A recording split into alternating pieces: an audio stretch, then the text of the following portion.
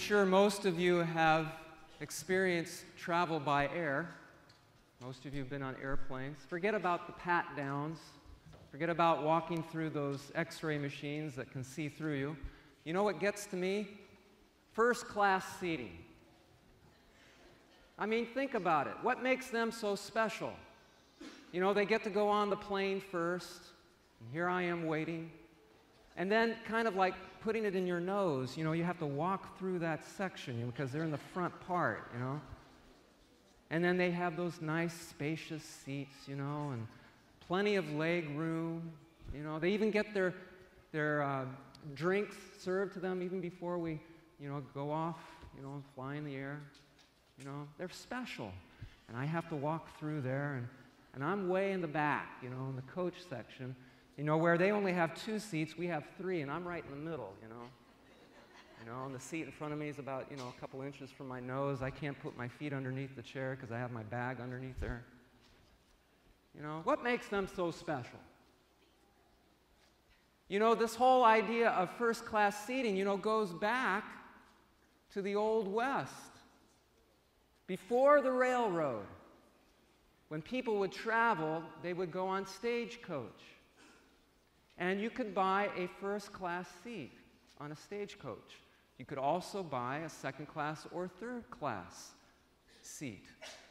Now, I know, because I was thinking the same thing, how in the world, in this little carriage, or coach, whatever you want to call it, could you have 3 different types of seating? It's very simple. First-class seating, the whole idea, first of all, is that back then, the roads were very uncertain. You know, if they were on their traveling, wherever they were going to go, you know, there could have been some sort of obstacle or a gully wash. So those that bought a first-class seat, if they came across something like that, didn't have to get out of the carriage. For the second-class seat, they had to get out and walk.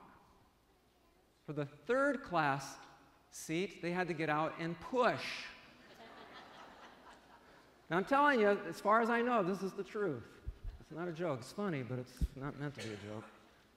But I'm glad that they didn't keep that policy for the airplanes, though, you know. Well, in our gospel this morning, we hear from Matthew, and he describes John the Baptist from the book of the prophet Isaiah as this voice crying out in the desert, "Prepare the way of the Lord, make straight his path, fill every valley, make low every mountain. On those uneven areas, make smooth, and the rough areas, make level." You see, back then, in Jesus' day, just as it was in the Old West, maybe even more so, the roads were uncertain. They were probably worse. And so if a dignitary or a king wanted to go and visit a region of his kingdom, he would send out a herald, a messenger, and say to them, "The king is coming. Prepare the way. Get rid of the obstacles," because the king would come in kind of a horse-drawn carriage, like a stagecoach. And the entourage would come along with him, so they had to make sure that the roads were ready. And so the herald would go and tell them, "The king is coming, make straight the path, fill in the potholes, level out the bumps, make sure that the pathway is smooth so that the king can come." And so the author of Matthew's gospel is comparing John the Baptist as that herald, that messenger for the King of all kings. That the Christ child is coming. Prepare the way. And John the Baptist isn't so much concerned about preparing the roads as he is that we prepare our hearts, that we prepare our lives, get rid of any obstacles that will be in the way of our relationship with God. Make sure that our heart is open so that the Christ child can enter in. You see, the message of this second Sunday and of the gospel is to prepare and then to wait and to watch with great expectation. Do you ever remember the journalist Charles Kuralt? Remember him? On the Road with Charles Kuralt. Maybe our younger people don't know him. He goes back a little ways. I think the modern version of that is, what is that called? Assignment America on CBS News with Steve Hartman. You know, they always like to have these Americana-like stories at the end of the news because you have all this bad news and you don't want to end with bad news. You want to have something positive. Well, Charles Kuralt did this for many years for CBS News. I think it was CBS News, Evening News with Walter Cronkite. You remember Walter Cronkite? And that's the way it is. You know? Where Charles Kuralt would go in a camper and he would travel all over America. And he would find these Americana stories. And he told of one that kind of stood out for him. He and his small team were in the camper and they were in Ohio. And they had some leads. They were working all week, but still had not a story. And they had to get it for the next day. You know, they went to a man that was told to them that was a colorful beekeeper, but he wasn't home. And then they went to a place that was an old-fashioned candy store. But when they got to the candy store, the owner sold it, and now it was a pizza place. And then they heard about this venerable old amusement park, but when they got to the amusement park, it was closed for the season. So they were desperate. They were nervous because they had to get a story for the next day.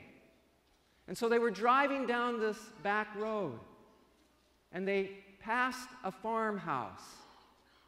And in the front yard of the farmhouse, there was this banner in between these two trees, this homemade banner. And in these big letters, it said, "Welcome home, Roger." And so Charles Kuralt and his team passed by, and about a mile down, kind of a light bulb came on, and they said to each other, "I wonder who Roger is." So they turned the camper around, came back to the farmhouse, knocked on the door, and it turns out that Roger was a soldier coming back home from the war in Vietnam. And so they asked if they could come in and bring in the camera and talk to them about this. And the family said, "Sure." And they were all busy and about preparing for Roger coming home. Roger's mother was cooking his favorite chocolate cake, and Roger's wife was there with a newborn baby that Roger had never even seen. Everybody was busy with all the preparations because Roger was coming home. They didn't know exactly when, if it was going to be that day or the next day, but he was coming. And everybody was happy. And so Charles Kuralt and his team took their camera in and they asked questions. They were only there for about an hour. And of course, Roger didn't show. But they left, and they only had a little time left. And Charles had to write this simple story. And what he did is he made Roger as that kind of in a general sense of all the soldiers coming home. And they got to a nearby airport. They didn't have computers back then, so they had it on tape, and they sent it by airplane to New York City, where Walter Cronkite had it on the news the next night. And when the story was finished, they said that the switchboard at CBS News just lit up. Dozens and dozens of calls. And then there were hundreds of letters that came in. People were so moved by this story, this simple story about waiting for Roger, that people wanted to know more. Even people called in that didn't see it. They wanted to see it. They wanted them to re-air it. There was so much of a response that Walter Cronkite, 2 nights later, had to have a follow-up, an update, and said, "Oh, by the way, Roger got home." And so when Charles Kuralt got back to his office, people were asking him, "How do you find these stories?" And he said, "Well, you work hard at it, got to do a lot of preparation," even though in this case that wasn't how it happened. But then he said to them, all it really takes is just to look out the window. Just look out the window. Prepare the way of the Lord. Make straight his path. My friends, that is the message.